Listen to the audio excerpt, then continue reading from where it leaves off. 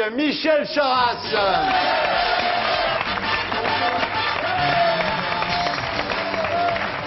Michel Charasse, vous connaissez Elie Semoun? Oui, quand même. Vous connaissez Linda Hardy? Bonsoir. Depuis peu. Depuis peu, depuis 3 semaines à peu près. Oui, voilà. Voilà. En réalité, depuis la semaine dernière, parce que je ne regardais pas votre émission avant. Mais vous la regarderez après. Comme je suis un Depuis couche-tôt.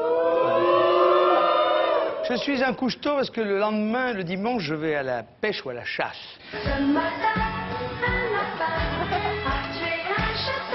Attention, attention, le lapin pourrait bien tuer le chasseur. Bon, alors, Thierry dans le rôle du petit lapin. je fais le petit lapin.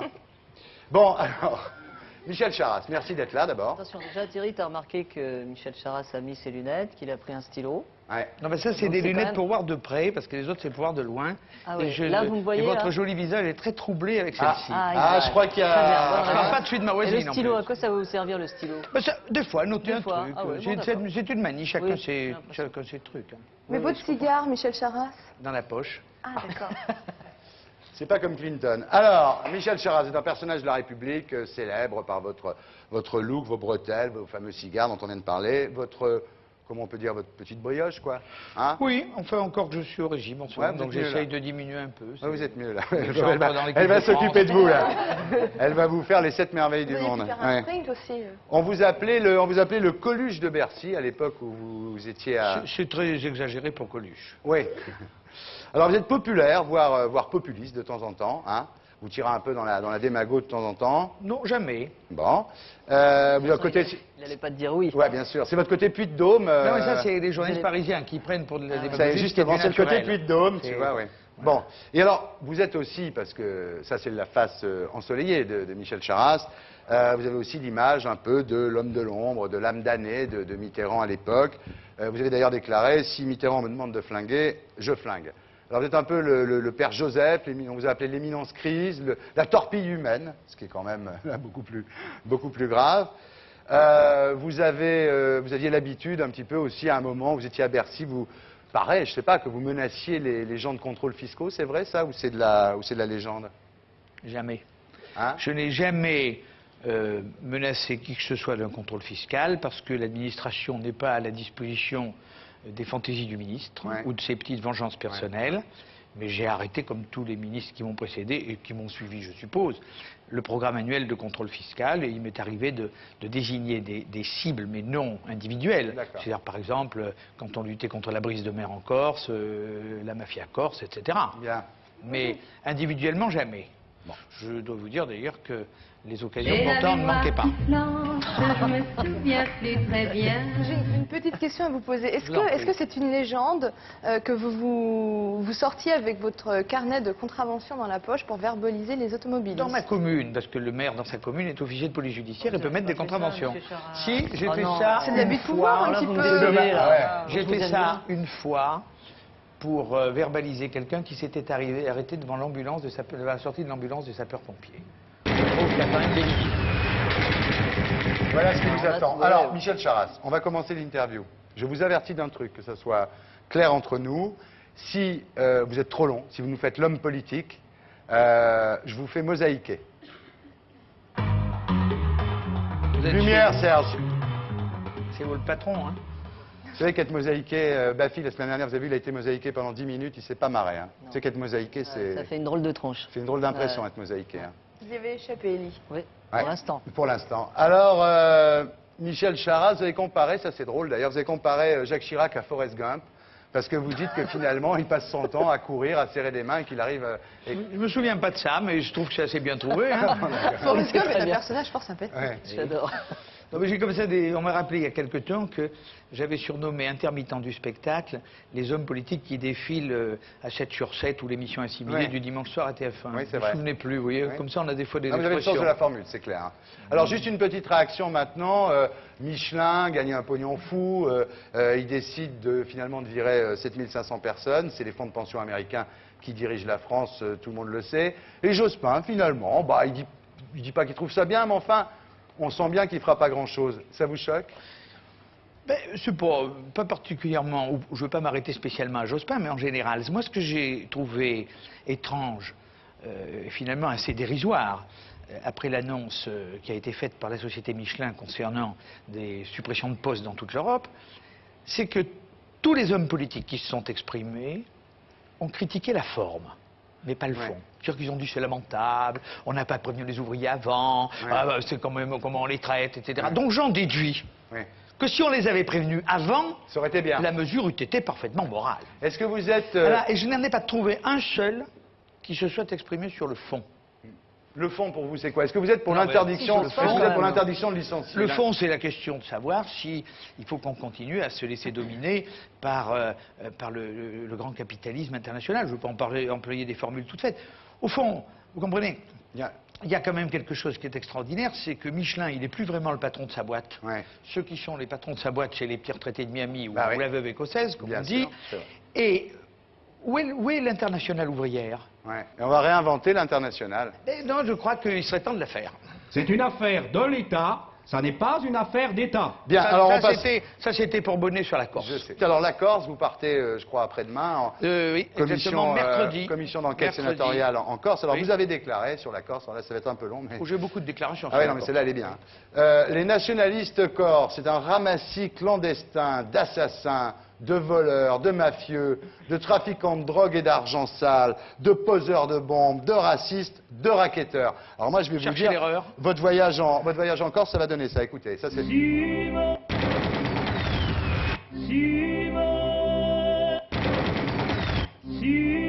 Ça c'est la bande originale de votre voyage en Corse. Vous vous rendez compte, après avoir vu ça, vous osez aller... Vous osez mettre le pied là-bas? Je suis parlementaire de la République française et un parlementaire chez lui partout sur le territoire de la République. Et j'entends bien ne pas me laisser intimider par quelque faction que ce soit. Sinon, c'est plus la peine de faire de la politique et il n'y a plus de République. Vous ne demandez pas quand même à être bien accueilli? Je n'ai pas demandé qu'on déplace la foule pour venir m'ovationner. Je vais avec la commission d'enquête sénatoriale sur la Corse. Pourtant, je ferai mon métier d'enquête. On a passé des extraits de mon spectacle, on a passé des extraits de vos sketchs. Donc c'est en quelque sorte, vous allez en présentation là-bas, non? Non, pas du tout. En principe, j'aurais pas l'occasion de m'exprimer publiquement. Parce que vous savez que les travaux d'une commission d'enquête parlementaire, ils sont secrets. Est-ce que c'est vrai que c'est depuis que vous avez été condamné à mort par l'OAS que vous avez ce goût du secret? Ce goût m'avait été donné à l'origine, à l'époque de l'OAS, par François Mitterrand et par Gaston Defferre, qui m'avaient dit, lorsque tu te déplaces, je me déplaçais beaucoup à l'époque pour des comités qui luttaient contre la guerre d'Algérie, et qui m'avait dit, fais comme nous pendant la résistance, laisse pas de traces. Alors on va passer maintenant aux journalistes. Alors vous avez un passif important, ça a commencé à l'époque de la 5 avec cette pauvre Anita Hausser et Nathalie Saint-Cric que vous aviez traité de salope. Ça c'est pas bien. C'était peut-être un Pour un compliment. homme de bonne éducation comme vous, monsieur Charras, c'est pas bien. C'était peut-être un compliment. Est-ce que c'était un compliment? D'abord, c'était en privé, dans un dîner privé, et ces propos n'auraient pas oui, dû en être privé, rapportés. c'est évident qu'on peut tout se permettre. Voilà. Je ne vous le fais pas dire. Michel Charras, à la Sorbonne, un jour, vous avez dit à les journalistes, si vous n'êtes pas content, allez pisser dehors. Pissez votre copie dehors. Ah, votre copie. Ah, d'accord, bah, ça va mieux. Alors, il y a une autre Mais catégorie... il pouvait en profiter aussi pour... Oui, il pouvait aussi pisser. Une autre catégorie socio-professionnelle avec laquelle vous avez des problèmes, c'est les juges, parce que vous refusez, alors ça, c'est une position, je dis pas... C'est assez... De principe. Oui, de principe. Vous dites que les juges ne sont pas élus, il n'y a pas de raison qu'ils aient un contrôle... Sur les... Si vous voulez, la question qui m'oppose à un juge, donc en fait un institution vous a déjà convoqué plusieurs fois, Laurence Wisniewski. Depuis 96. Et vous n'y êtes jamais allé? Jamais. Enfin, vous êtes pour le respect des lois? Non, mais justement, les juges devraient être aussi pour le respect des lois. Or, en ce qui concerne, on me convoque en tant qu'ancien ministre, et comme simple témoin, donc pour m'expliquer sur un acte devant un juge, sur un acte ministériel. Or, je m'excuse, les principes de séparation des pouvoirs interdisent au gouvernement ou à un élu d'interroger un juge sur les dossiers qu'il instruit, de même qu'il est interdit à un juge d'interroger un ministre ou un ancien ministre sur ses actes politiques. Nous ne relevons que du Parlement. Si par ailleurs le juge en question estime que j'ai commis un délit ou un crime, alors nous relevons d'un tribunal spécial qui s'appelle la Cour de justice de la République. Mais je ne peux pas aller devant un juge ordinaire sans piétiner les principes de la République. Chacun chez soi. Michel, pourquoi Roland Dumas ne passe pas devant la Cour de justice de la République? Roland Dumas n'est pas intéressé comme ce qu'on lui reproche. Il ne l'a pas fait comme ministre. Ah, voilà. On s'arrête. On passe à... C'était le cri de Mme Wisniewski. On passe à Mitterrand. Oui. Alors Mitterrand, il y a un truc qui me fascine chez vous. Vous êtes un certain nombre dans ce cas-là. D'ailleurs, il y a Jack Lang, il y a Roger Hanin. C'est-à-dire que plus on vous apporte des preuves d'une attitude, je dirais pas claire de Mitterrand, plus vous continuez à nier. On dirait la secte Moon ou la scientologie. C'est-à-dire, on vous dit Mitterrand, Bousquet, ils étaient très copains. On vous dit Mitterrand, il avait la Francisque, Pétain lui avait donné la Francisque. Vous lisez le livre de Pierre Péan qui s'appelle Une jeunesse française. Et vous continuez à dire François Mitterrand a toujours été un homme de conviction. C'est extraordinaire, ça, quand même, cette espèce d'acharnement dans la... C'est plus de la fidélité, là, c'est de la... Je pense que dans ce que vous venez d'énumérer... Et encore, j'ai raccourci la liste. Oui, oui, il y a beaucoup d'affirmations et peu de preuves. Bah, la Francisque, excusez-moi. Non, mais attendez. Tout ça a été expliqué par les mouvements de résistance. Il n'était pas le seul à l'avoir eu, Ouais. n'est-ce pas? Monsieur Chaban-Delmas était lui aussi à Vichy à la même époque. Monsieur Couve de Murville était lui aussi à Vichy à la même époque. Michel Debré était quelque part au Conseil d'État de Vichy. Ils sont toute une liste, n'est-ce pas? Y compris le maréchal Juin, qui était un serviteur de Vichy avant d'entrer dans la résistance. On ne leur cherche pas querelle à eux. Par conséquent, il y avait à l'époque une situation et un contexte qui faisait que... Mais pendant que François Mitterrand était au petit grouillot au commissariat aux prisonniers de guerre, il créait des mouvements de résistance de prisonniers de guerre évadés. Bon, et sans doute, je pense que M. Couve de Murville faisait pareil de son côté, M. Chaban-Delmas vous avez répondu. ensuite. Donc, écoutez, moi je vous conseille de lire le livre de Joseph Barthélemy, qui fut le garde des Sceaux de Pétain, et je peux vous dire que c'est très édifiant. On le Sur lira. la liste des personnages toujours vivants aujourd'hui, qui ont d'abord commencé à Vichy, avant de se rattraper ailleurs. Il s'en sort bien, non, quand même, Élie?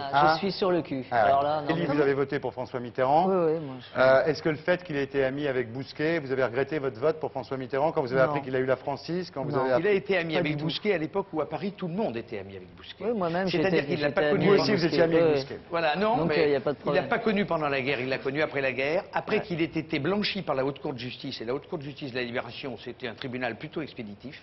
Après qu'on lui ait rendu ses décorations et qu'il occupe le haut du pavé dans le capitalisme parisien. Je sais. Bon, et lorsque l'affaire Bousquet est sortie en 1978, c'est pas Bousquet qui a d'abord été attaqué pour l'affaire du Veldiv. C'est le commissaire aux questions juives de l'époque qui s'appelait M. Darquier de Pellepoix et qui était réfugié en Espagne. Qui a fait déclaration Et puis ensuite, absolument en ignoble dans grattant, en l'Express. grattant, en grattant, on est arrivé à Bousquet. À partir du moment où on est arrivé à Bousquet, mais il a fallu entre 1978 et 1990 ou 91 pour que la justice se saisisse de son cas, ce qui veut dire que les choses n'étaient pas évidentes au départ. À partir du moment où ça a été avéré, François Mitterrand ne l'a plus vu. J'ajoute d'ailleurs qu'il le voyait une fois par an. Dites-moi, quand Jean d'Ormesson dit que François Mitterrand, quelques jours avant sa mort, lui a parlé du lobby juif, vous y croyez pas? Oh, c'est parfaitement possible. D'accord. Et je vais vous raconter une histoire Ah, Ah, qui est vraie. Je me souviens en 91 être allé avec le président Mitterrand à la cérémonie du Veldiv, qui était présidée par Robert Badinter, à l'époque président du Conseil constitutionnel, qui avait été chargé de faire le grand discours commémoratif. Et pour des raisons tenant à de multiples causes, François Mitterrand a toujours été plus ou moins attaqué parce qu'il est allé à la Knesset, parce que dans le problème palestinien, il n'avait pas les positions de tout le monde, etc. Bon, bref, je résume rapidement. Nous nous sommes trouvés, Ça, c'était un nous résumé. nous sommes arrêtés, si vous voulez, oui, parce que je ne veux pas entrer dans les détails, en plus ça vous perturbe quand je donne tout un tas de détails. oui. Sinon, Donc, vous allez être posé. nous sommes arrêtés en voiture, vous voyez, sous le pont de Birakem, Ouais. au carrefour Birakem, et nous sommes descendus à pied jusqu'au Veldiv, puisqu'il y avait une foule absolument immense qui était là, sur le boulevard, et les organisations juives qui étaient là avaient ameuté en particulier les extrémistes de droite, un mouvement juif qui s'appelle le Bétard, qui sont des fascistes tout quasiment, et nous sommes descendus donc à pied jusqu'au lieu du Veldiv, qui est à 40-50 mètres plus bas, où il y avait là des chaises qui avaient été installées pour les personnalités de la République, et on n'attendait plus que le président, donc il m'avait amené, nous étions tous les deux, et Mitterrand s'est fait hué, craché dessus, injurié par ces types d'extrémistes, c'était absolument affreux. Bon, il n'a pas perdu son sang-froid, on est allé s'asseoir, etc. Bon, la cérémonie se déroule, c'est là où, vous savez, où Badinter a dit j'ai honte pour la communauté, j'ai honte pour vous, etc. C'était un discours terrible. Et quand on est reparti, la scène s'est reproduite. Et je ne sais pas si vous ne connaissez pas bien le président Mitterrand, peut-être pas personnellement, mais il avait l'habitude des fois de se pencher vers son voisin, puis de tordre un peu la bouche comme ça pour murmurer quelque chose à l'oreille. Et il s'est penché vers moi, il m'a dit « Ils ont beau dire et beau faire, ils ne me rendront pas antisémite. » très bien. Merci. Vous n'avez pas été mosaïqué. Alors maintenant, je vais vous laisser dans les mains expertes de Linda Hardy. Moi, je remets toujours ma petite oreillette parce que elle est trop. J'ai des toutes petites. Vous pouvez faire un oreilles. massage à Michel Charras, Linda? Un Mais massage. juste les épaules, pour le décontracter, non. Non, vous lui faites quoi là? Je crois qu'on devait faire l'Hardy View. À l'Hardy View, c'est ça. Hardy View. On bouge pas. Allez-y, ma petite Linda.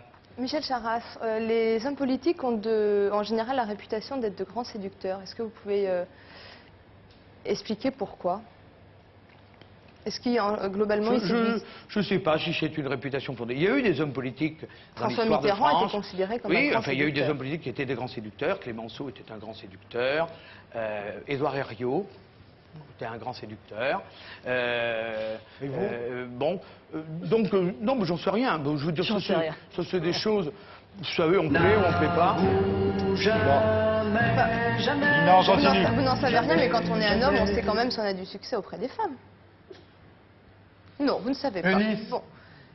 C'est que Nice, veut se marier. On se connaît pas assez. Ah bah écoutez, c'est comme ça que ça Au commence. premier hein. abord, on n'a peut-être pas envie, mais au Vous savez deuxième abord... qu'Estelle Hallyday, ça a commencé avec David Hallyday sur un plateau de télévision, exactement comme vous aujourd'hui. Laurent Gérard et Mathilde Seigné aussi. Vous savez que les plateaux de télévision, c'est un... Élie Semoun et moi. Pourquoi pas, Ah, ils sonnent bien.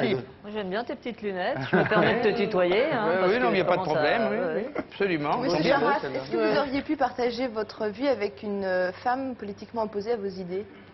Pardon. Avec une femme politiquement opposée à vos idées. Eunice a dit moi. Oui, moi je suis très respectueux de la liberté des autres, y compris dans la famille et dans le mariage et dans le ménage. Ma femme est au Parti Socialiste, mais on n'est pas d'accord sur tout. Élie, vous auriez pu C'est bien. épouser un homme d'extrême droite, vous Ah non, mais si elle... Le mec qui fait son émission. Évidemment, Ah oui, si, Thierry, là, c'est- si votre conjoint vous casse les pieds tous les jours avec des idées vraiment extrémistes et déplaisantes, ça finit par poser un problème. Ouais, ouais. La parité, c'est mieux au gouvernement ou à la maison? La parité à la maison, elle est obligatoire. Sinon, Pas dans tous les couples. Non, mais je veux dire, elle est. Enfin, vous parliez sur du papier. mariage, Oui, je m'excuse. tout à fait. Bon, or le mariage, pour l'instant, rend la parité obligatoire. Pour le reste, il y a des couples qui ne sont pas. Pourquoi tu me regardes comme ça Non, tout mais le je temps veux quand dire, tu pas... je regarde les Non, non, jeunes non, qui mais sont dis là. ça- dis ça pour rire. Non, non, Il y a mais quelque chose, Pas hein, spécialement, il y a, quelque chose entre vous, il y a hein. des couples qui sont Je pas sais pas, de, un qui peu. sont de sexe Je crois équivalent. je Mais crois qu'il y en a un votre qui va question, gagner une tapette, moi. votre question s'applique pas à ça.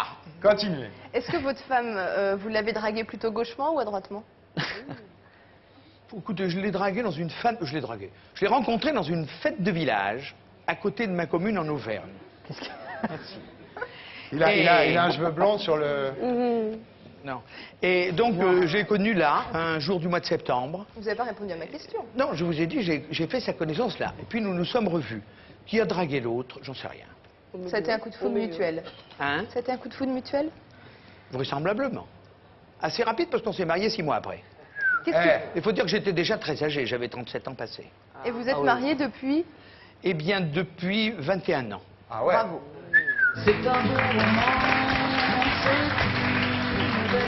Donc en parlant de votre femme, Daniel, qu'est-ce qui vous désarme le plus chez elle? Mais n'en déduisez pas que je sois un très bon mari, parce que la vie politique me tient éloigné de chez moi Ah, je n'ai pas la fait moitié, de- je n'ai la fait moitié de aucune la semaine. conclusion. Là, il commence à dire la Non, vérité, Là, là. il vient de commettre une Non, mais petite peut-être Ça, ça boulette. mériterait un petit replay, moi, pour Il est moi, quand même ça. incroyable. Ouais. La vérité, c'est que je suis marié depuis 21 ans. Voilà. Et On que vous peut habitez dire- à Paris, On peut dire votre très femme bien dans quelle Puy-de-Dôme. Ah oui, solidité, qu'est-ce que etc. vous voulez. Ma femme Ah oui. est en Auvergne, moi je suis Eh à voilà. Paris. Eh voilà. Et je la vois 3 jours par n'est semaine. pas la Voilà. preuve d'être un mauvais mari, parce que vous avez aussi des hommes qui sont tous les soirs à la maison qui sont très mauvais maris. Ah, mais enfin- Linda en sait quelque chose. Je pense Je que n'en sais rien du tout, mais l'absence, j'imagine. elle seule là-bas tout le temps en province, peut-être que l'absence lui pèse quelquefois, comme ça peut Ouais. m'arriver certains soirs à Paris. Vous fumez le cigare. Est-ce que, comme Bill Clinton, vous y voyez une connotation sexuelle ou pas du tout? Oh, Est-ce que vous vous êtes posé la question? il faut avoir sans doute perdu bien des moyens pour y voir une connotation sexuelle. Ah ben, les psychanalystes disent tous que la pratique les gens comme ça qui ont toujours ce cigare, il paraît que Il y ça a un en a rapport. qui disent aussi que ça rappelle le pouce quand on teste, Aussi, quand on est jeune, aussi. etc. Ça vous rappelle Et rien. vous, ça vous dit quelque chose? Non, mais... Vous fumez le cigare, vous? Non, mais ça vous... Fumer le cigare. Très bien. Et vous, ça vous dit quelque chose? Du tout, j'ai jamais essayé. Non, mais attendez, mais quand vous voyez un cigare, ça vous fait penser... Vous pensez à un sexe masculin, Non, Linda ça m'a Comme jamais la petite effleuré américaine, l'esprit. là, quoi? Non, pas Comme du tout. Monica Lewinsky? Oui. Non, pas du tout. Non, mais pas du tout, ben moi non plus, vous voyez. Mais bon, je vous laisse savoir. Voilà l'égalité entre les hommes et les La femmes. parité, voilà. Voilà.